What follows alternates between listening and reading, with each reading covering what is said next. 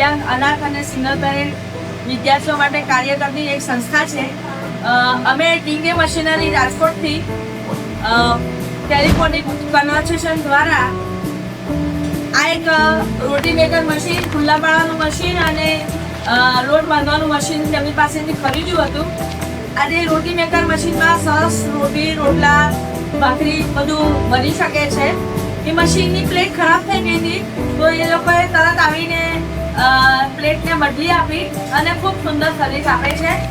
તો તમે પણ ટીંગે મશીનરીનો કોન્ટેક્ટ કરી તમારી સંસ્થામાંથી આવા મશીનો ખરીદી શકો છો.